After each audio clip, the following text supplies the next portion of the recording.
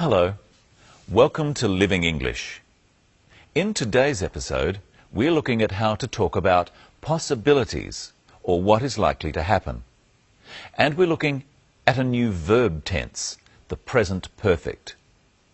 But first, it's time for sisters and brothers. In the last episode, Anne had lunch with Sarah's family. Now Anne and Sarah are having a talk.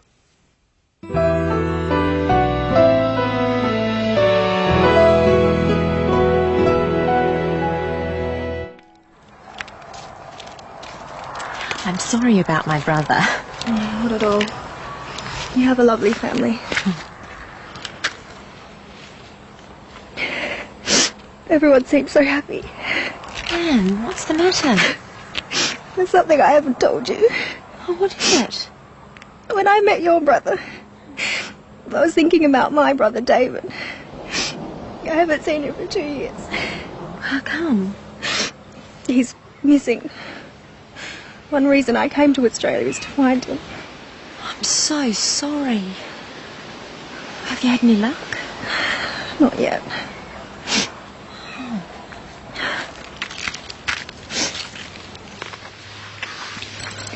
I've hired a private investigator. Oh, goodness. Do you think you'll find him? Perhaps. I don't know. It's been a long time since David last called. What do you think's happened to him? Have you any idea? I really don't know.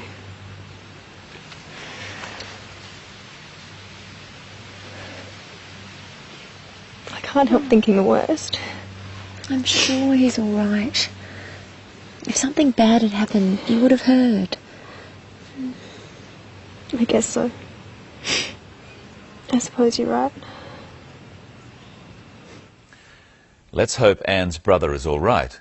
We'll find out in future episodes.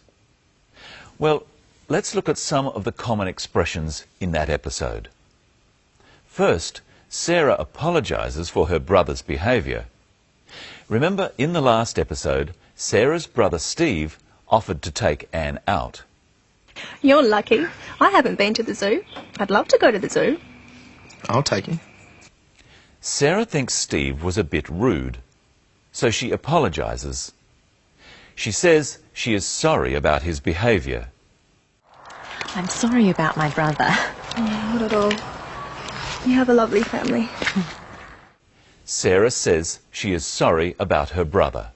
Practice with the clip. I'm sorry about my brother. Not at all.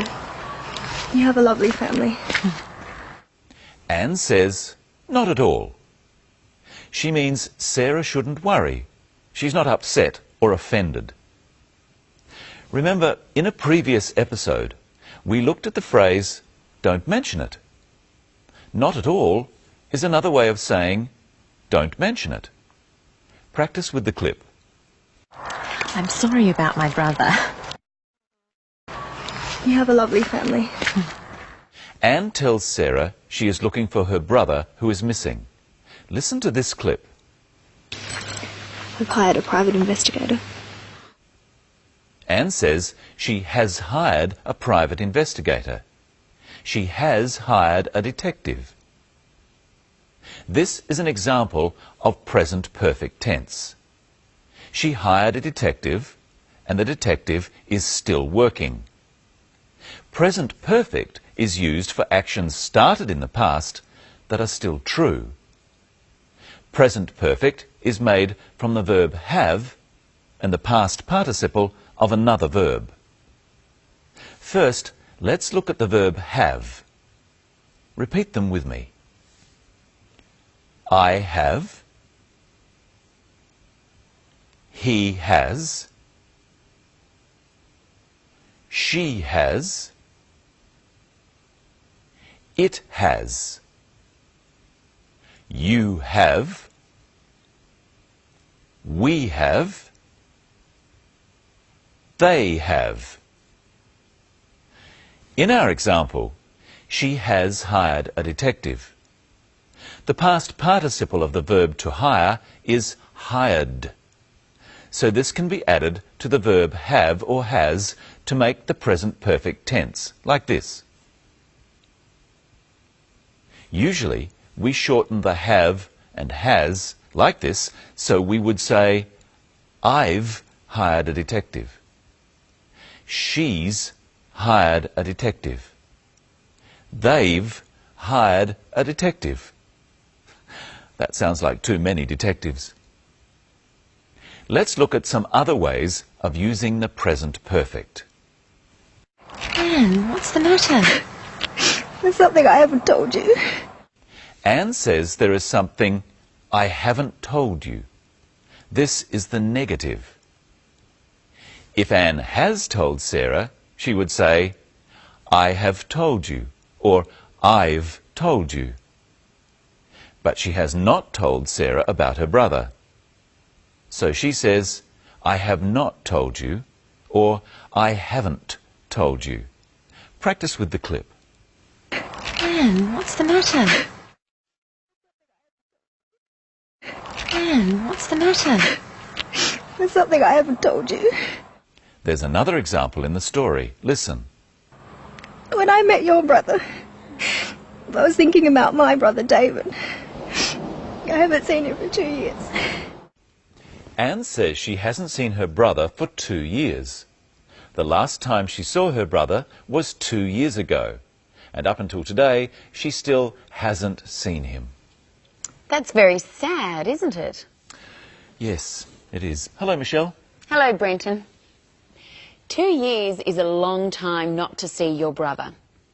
How else could Anne have said that? Let's look at 3 little words. For, since, and ago. They are all used to talk about time in the past. So if I say I haven't seen you for a week, what do I mean? A week has passed, and in all that time, you haven't seen me. So this is a week. And you haven't seen me in all that time. How sad. I could say I haven't seen you since last Monday. What does that mean? Well, you saw me last Monday, and now you're seeing me again. And how wonderful it is. So for is used for a period of time that something goes on. For a week. For 2 hours. For a year. Since is a specific time in the past. Since 10 o'clock. Since yesterday. Since last year. What about ago? You could say you saw me a week ago. I saw you a week ago. Ago refers to a length of time before the present. So we could say 2 hours ago. If it's 12 o'clock now, what time was it 2 hours ago? That would be 10 o'clock. And if it's Monday today, what day was it 2 days ago? Saturday. Exactly. Now, today we're going to look at some more very useful words.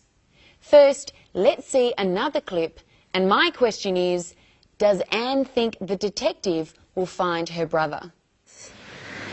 Do you think you'll find him? Perhaps. I don't know. Does Anne think the detective will find her brother? She doesn't know. How does she tell us this? She says, I don't know. Does she think he might? Well, she thinks it's possible. She says, perhaps. Perhaps is a very useful word. It means you don't know. It is possible. There are a number of words and phrases in English like this. Let's look at some and see how to use them. Here's a chart. If you are sure the answer is no, or you disagree with someone, then you will say, definitely not, or I don't think so. Try after me. Definitely not. I don't think so. If you're not sure, you could say maybe, possibly, or perhaps. Try after me. Maybe, possibly, perhaps. If you agree, but not strongly, you could say, I suppose so, or I think so, or I guess so. But if you definitely agree, then you would say, definitely, I'm sure. See if you can hear some of these words in the clip. What do you think's happened to him? Have you any idea? I really don't know.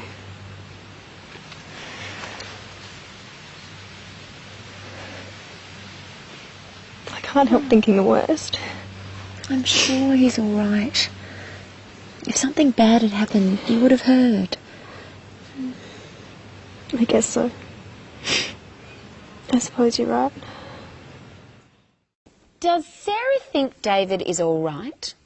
Yes, she's sure he's all right. Does Anne think so? She's not so sure. She says, I guess so, and I suppose you're right. Speaking of guessing, Brenton, I've got a game for you. Okay.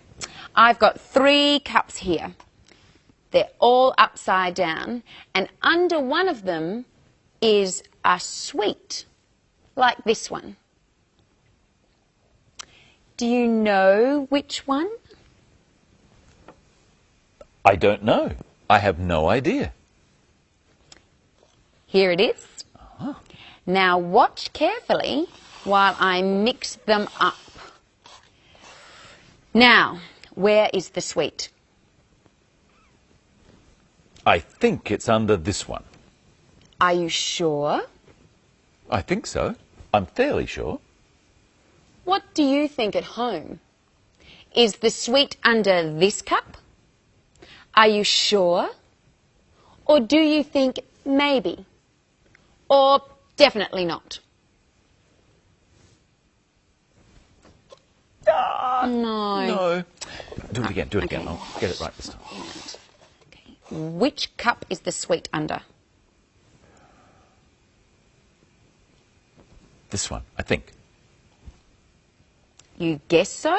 I guess so. I think. I'm fairly sure. No. Another okay. try. One Last more. time. All right. Which cup? This one. You're sure? Definitely. Okay, let's see. Yes! There Yes. we go. You can have that sweet. Thank you, Michelle. Well, it's definitely time for us to go. Oh, are you sure? I'm certain. But I'm sure we'll be back. And we'll look at how to describe a person. And we'll learn all about adjectives. What are they? Better watch next time and find out. And find out what happens to Anne next.